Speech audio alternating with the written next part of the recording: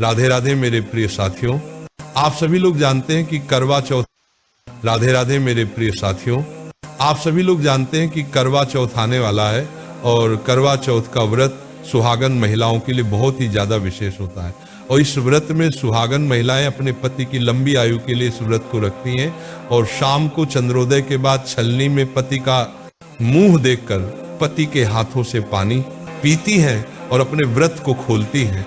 और साथियों, करवा चौथ का व्रत कार्तिक माह के कृष्ण पक्ष की चतुर्थी तिथि को रखा जाता है और इस व्रत में माताएं बहनें सूर्योदय से बिना पानी और बिना भोजन के रहती हैं और शाम को चंद्रोदय होने के बाद होता है। और बिना चंद्रोदय होने के बाद सुहागन माताएं छलनी में चंद्रदेव के दर्शन करती हैं, उनको अर्घ देती है, आरती उतारती है और फिर उसी चलने से अपने पति का चेहरा देखकर जल पीकर व्रत का पारण करती है। साथियों, इस दिन चौथ माता भगवान श्री गणेश, देवी पार्वती की पूजा की जाती है।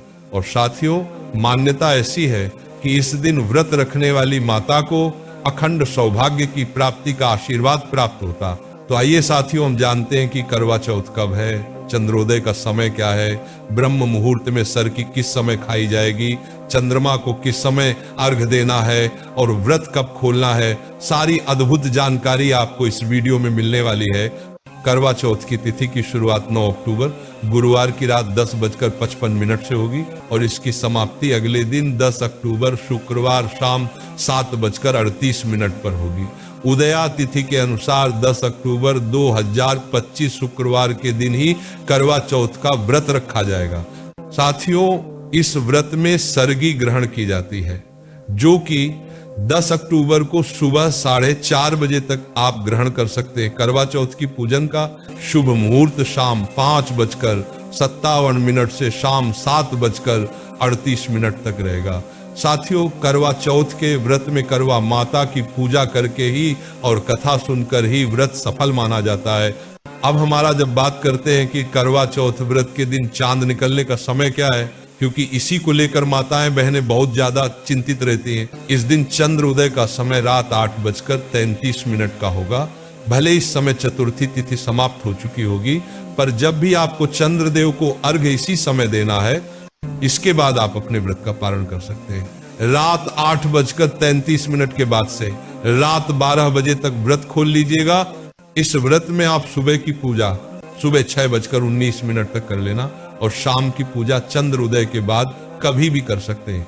अगर किसी कारण से चंद्रदेव ना दिखें, बादल हो रहे हो या बारिश हो रही हो, चंद्रदेव को ना देख पाए, तो उस जगह पर आप भगवान शिव जी के मस्तक पर जो चंद्रमा है उनका दर्शन करके व्रत बोल सकते हैं। अन्यथा आप एक थाली में चावल से चंद्रमा बनाकर उनका दर्शन करके भी अपना व्रत खोल सकती हैं।